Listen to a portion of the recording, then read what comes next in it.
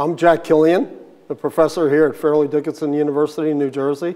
I'm also the general partner of an investment fund that I started 8 years ago, and I serve on the board, and I'm an advisor to several corporations and nonprofits.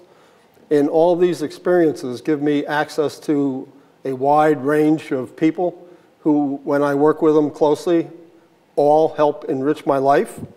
And in the classes I teach here at Fairleigh Dickinson, which are mostly business classes, I really emphasize to the students the need to get really skilled at networking.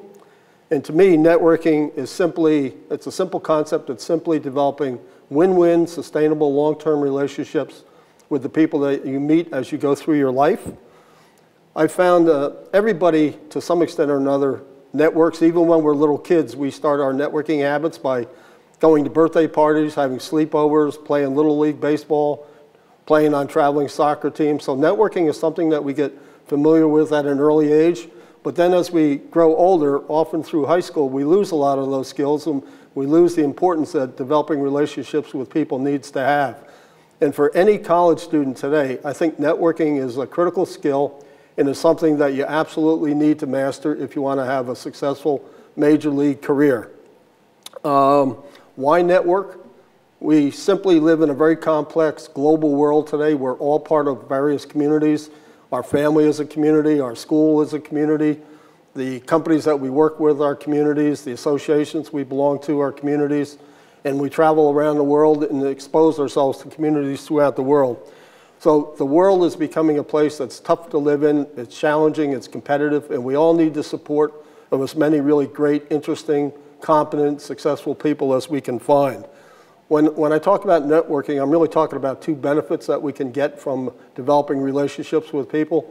The first one is simply the development of new knowledge that we acquire when we get to know somebody else. And the second thing is to access ourselves to other connections that the people we get to know have, who in turn can pass us on to other people. So networking is really a multi-layer way of enhancing our lives.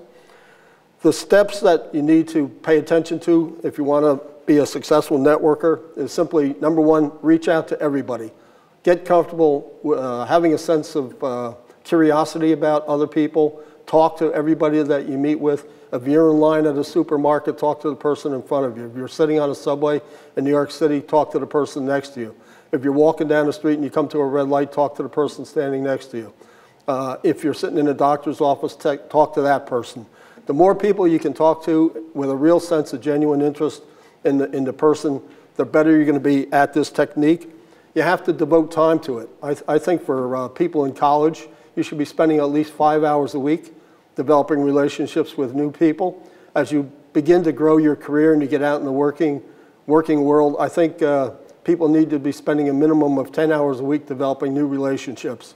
I know that I certainly practice that habit, and it pays off. Once you meet somebody new, you have to constantly find ways to stay in touch. That's one of the beauties of the internet and email. It gives us the ability to stay in touch with people anywhere, any place in the world, at any time, at our convenience. So once you meet somebody new, it's really imperative that then you begin to find ways to sustain that relationship, finding as many ways to stay in touch consistently as possible. One of the real things that you should focus on in developing your network is connecting the people you know to other people you know.